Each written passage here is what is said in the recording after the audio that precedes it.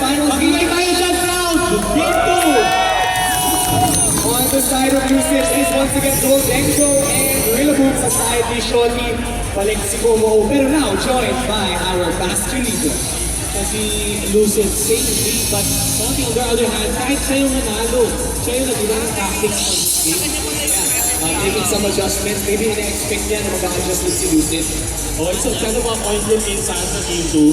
Pero ngayon, with the Vasco Legion out, possible flip turn or just possible straight up 1 KO away from Dugong-Dugong. It's either one up to anything. Wala pala akong date. What gagawin yung players natin going into the first third of our game 2. Natin kung anong mga predictions na mangyayari. And yun ang unang game. Take out ulit. Same as game 1 victory from the Vasco Legion. Babalik. Babalik kay Shorty ang Vasco Legion. So, sino kaya ang dadali Shotty sa likod? Ay, kita natin siya. And very interesting choices. He's probably gonna choose the more, I can't really say right now, but probably the more defensive one. Tignan natin kung anong gagawin niya, no? Based sa maybe the previous match that he done, blocking for the side. And coming out is the Magmar, bringing out more support for this Momo. Pero, ayun na, nasty flat ulit, galing sa side. Pero hindi ka na si Pikachu, nasty flat. Medyo mas masama. Pero last game, hindi natuloy yung mga binabalak niya eh. Tignan natin kung kaya niya sa game 2. Kailangan sigurong makayunahan ko si Magmar dito kasi hindi mahawakan yung Komo hanggang nandyan may follow me, no?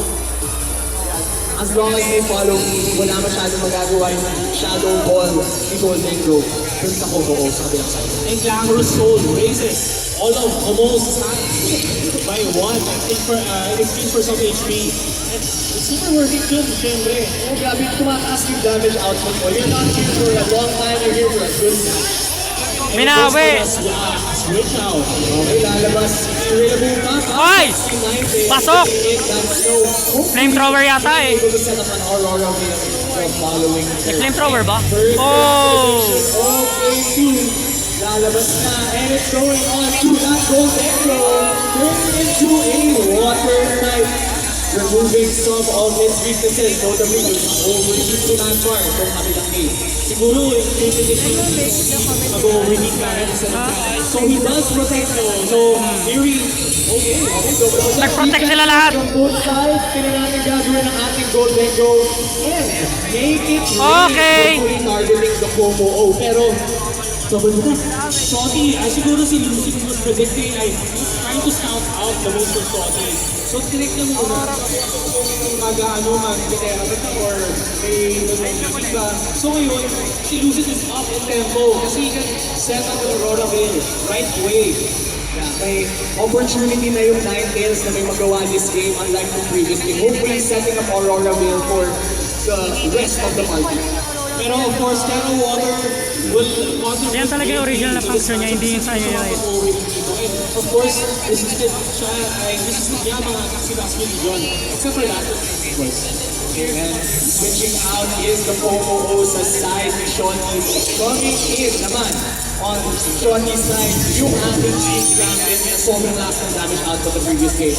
And Okay! Okay, let's go! Let's go! our backboard forced to protect, and there is our boosted naked raid from the protection. Forced to protect si Magmar na naman, RJ. Kasi on board, if it targets opposing Pokemon, it has to use the move na ginamit niya yung previous turn. Matagal naman nun. Oh, matagal talaga. Paulit-ulit. So, he has to switch out his turn or attack and attack. So, medyo alam natin yung positioning ng Magmar sa turn na ito. And notably, DPS siya dahil support siya para sa aking gamit. Oh, without it, Komo is defenseless and he hasn't even boosted his turn. Boosted yung Pomo yung last game, this game hindi. Yung ating gamit yung healed. So, sa side ni Johnny, kailangan hanapin niya yung angle.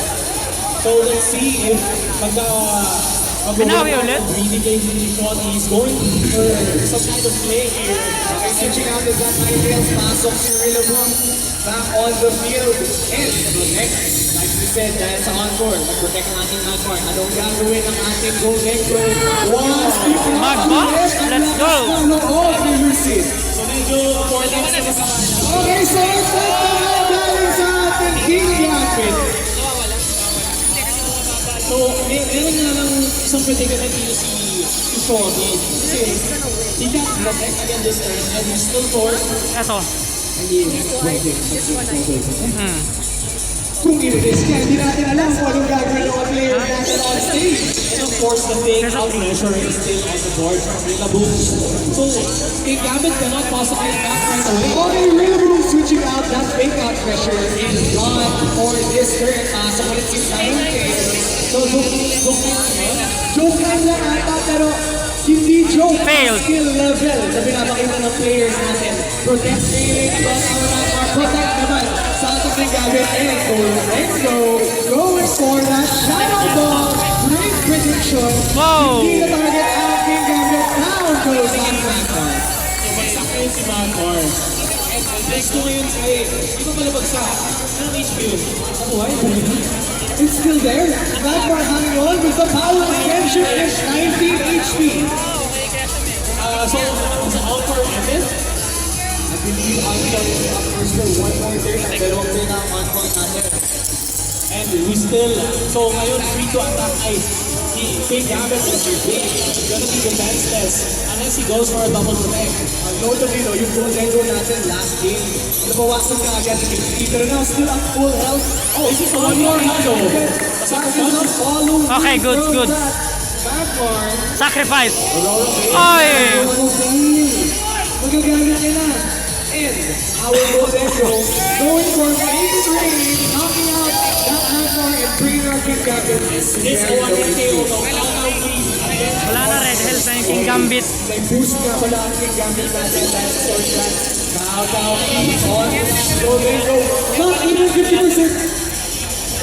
Very bolted Goldengo at that. So ngayon, Lucid is up in tempo with Aurora Veil. Ba't potion niya? There is 24 turns.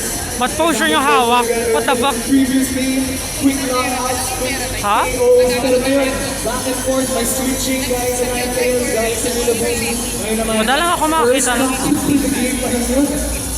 And ngayon, Shorty is stuck with all of his Pokemon not being super effective against the Goldengo.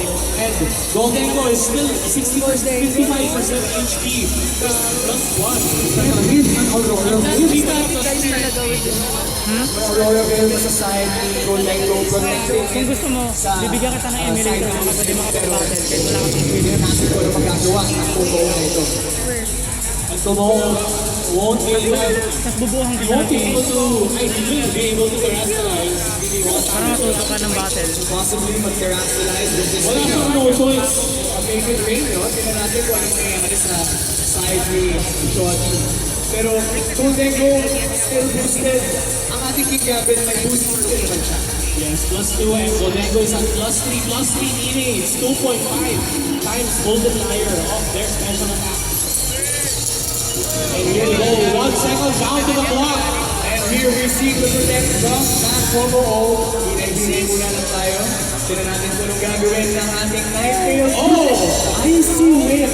Creating some speed control. Pero ba't tumama sa King Gambit? Wow! Does it matter though, RJ? Does it matter? Malapit na mamatay. Goldengo finishing off probably with the next rain. Yes! Patay na! Icy Whip did not matter in the end. Knocking out this King Gambit kahit plus 3 na. O plus 4. Umabot yung King Gambit natin. Mababanat ka dyan. Trust me. Goldengo still very powerful.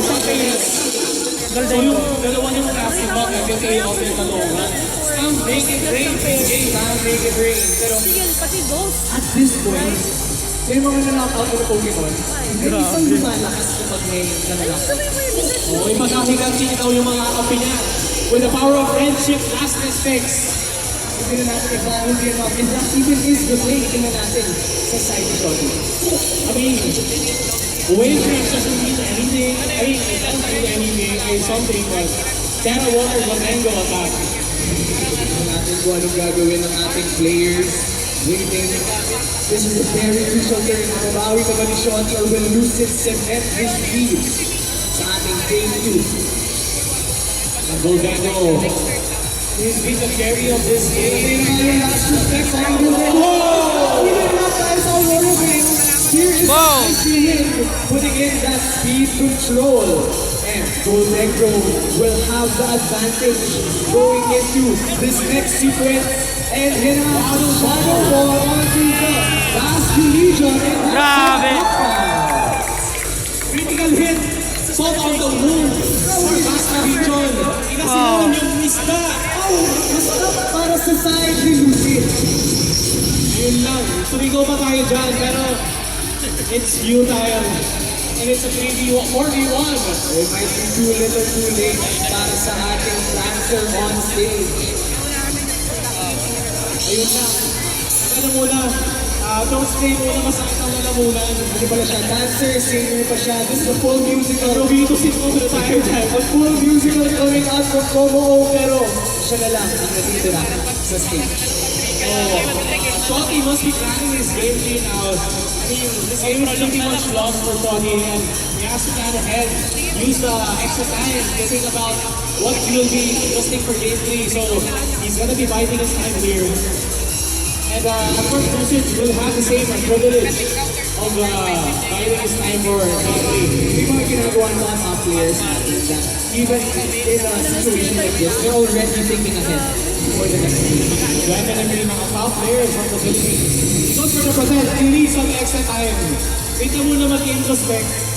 So mag-reflect muna kayo guys na Siguro isipin mo, maybe he's calling out some friends na Aurora Bay. Makakaya ka? Wala, yan na. Tapos lang ulit, galing sa Goldengo. pero may masamang balak si Lucid for game 3. Ay si Shotty, mag-reflect muna what is the meaning of life. If you can see, our player fans talaga nakangiti na si Lucid dun sa kabilang side, expecting that this win will be secured. Makakabawi pa ba si Shotty from this position? Game 3. And that's what we want, RJ. That's what we Oo, want for. dapat 3 games tayo palagi dito sa 2025 Pokemon Cup semi-final. Kailangan talaga namin na mag-game 3 sila or dapat ko namin yung Miami. Anyway, so ito, still biding his time. Think of that. Game 3. Encore. Encore! Grabe naman yan. Protect ulit! Patay ka! Guys, encore na. Mag-ingay sa stage. Okay, hindi na tuloy ang protect ng Como pero matutuloy ang Shadow Ball ni Golden Grove. And goodbye Como That will be the game. Game 2. So guys, Goldengo with the Make It Rain pero wag sana sa Pilipinas. So ayan, we are gonna be switching out